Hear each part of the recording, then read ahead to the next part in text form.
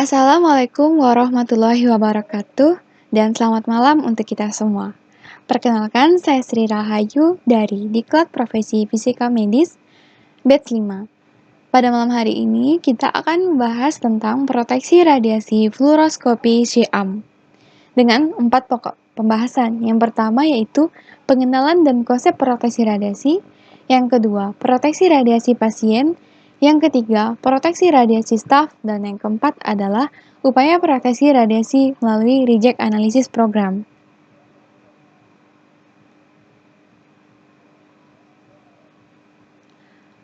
Fluoroskopi yaitu suatu jenis pemeriksaan medis di mana pemeriksaan menggunakan sinar X menunjukkan gerakan real-time dari struktur anatomi internal tertentu.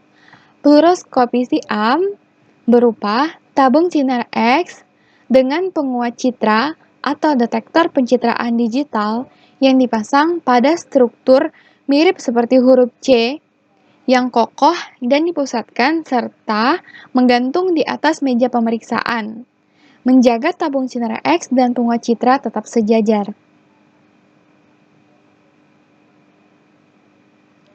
Mengapa perlu melindungi diri dari radiasi fluoroskopi?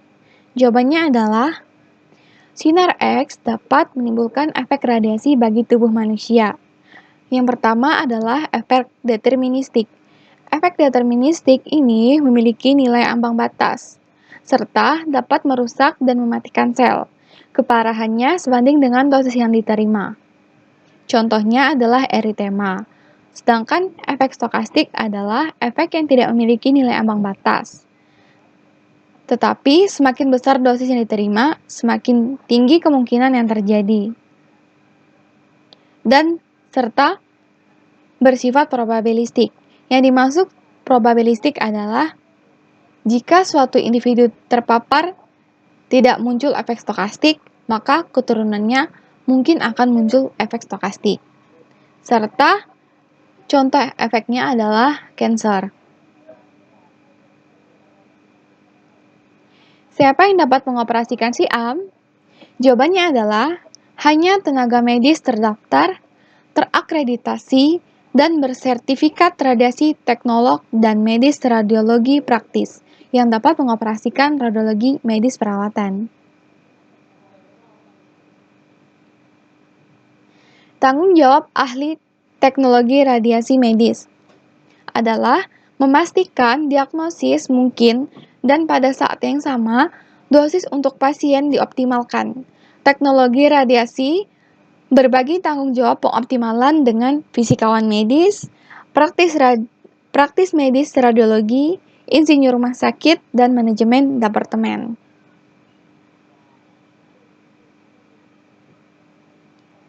Apa tanggung jawab profesional saya sebagai fisikawan medis? Yang pertama adalah untuk mengoptimalkan hindari efek deterministik. Yang kedua, batasi efek stokastik. Dan yang ketiga adalah kelola dosis radiasi pasien yang sesuai dengan tujuan medis.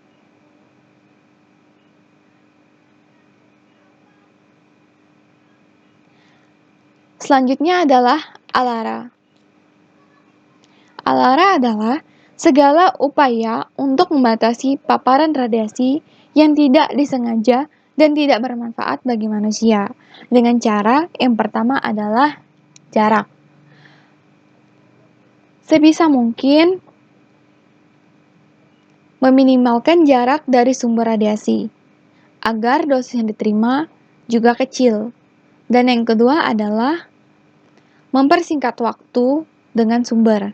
Jadi semakin kecil waktu kita berada dekat dengan sumber, semakin kecil dosis yang diterima, serta menggunakan shielding agar membatasi dosis yang diterima.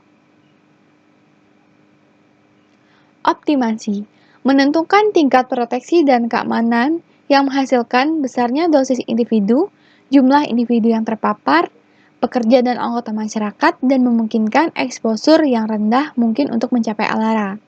Exposure medis pasien berupa optimalisasi, perlindungan, dan safety pemanfaatan dosis radiasi kepada pasien sesuai dengan tujuan medisnya. Mengapa sih perlu pengoptimalan penting? Yang pertama adalah untuk menghindari efek deterministik, dan yang kedua adalah untuk membatasi efek stokastik.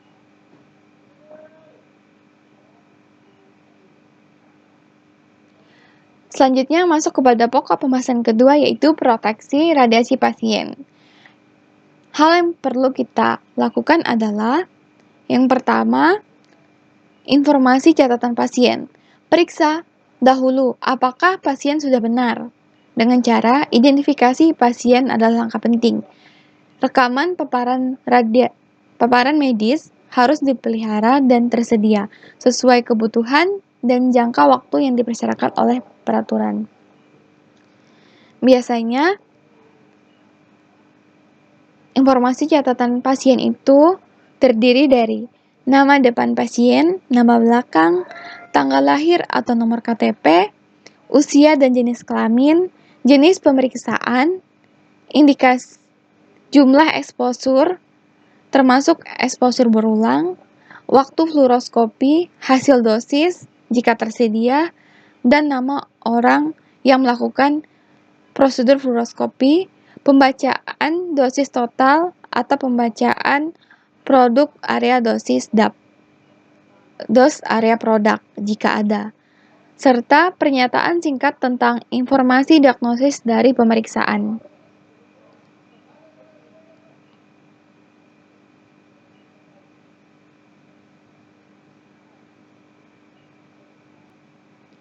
Faktor pemaparan biasanya mengacu pada arus tabung MA dan potensial tabung QV dan pulse rate yang digunakan selama sebuah prosedur.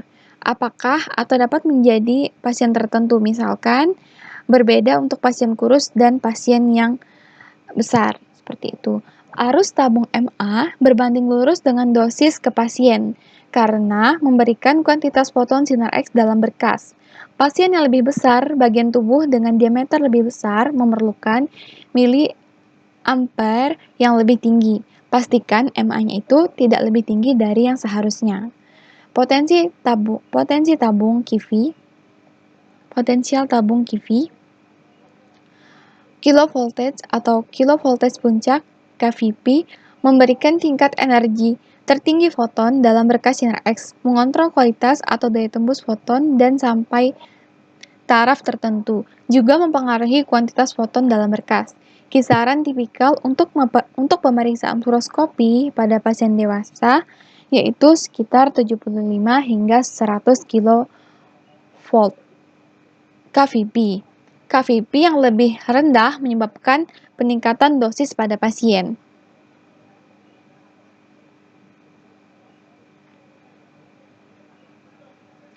Pulse rate.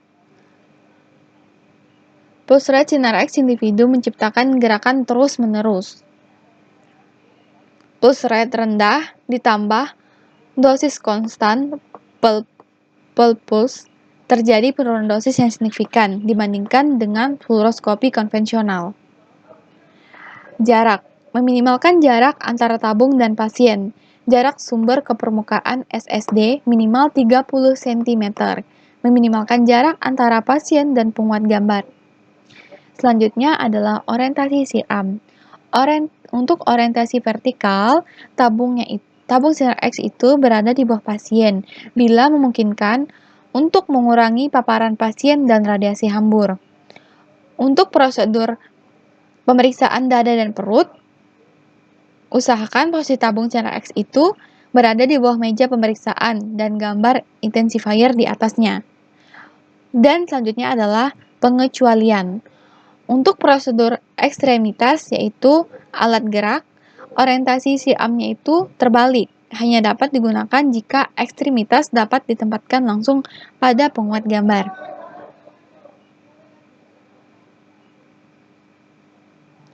Collimation. Collimator adalah alat yang mengatur luas pancaran sinar X. Ada dua hal yang perlu diperhatikan. Yang pertama yaitu pastikan sinar primer dibatasi dalam batasan reseptor gambar. Yang kedua, batasi ukuran bidang hingga hanya mencakup area yang diminati secara klinis.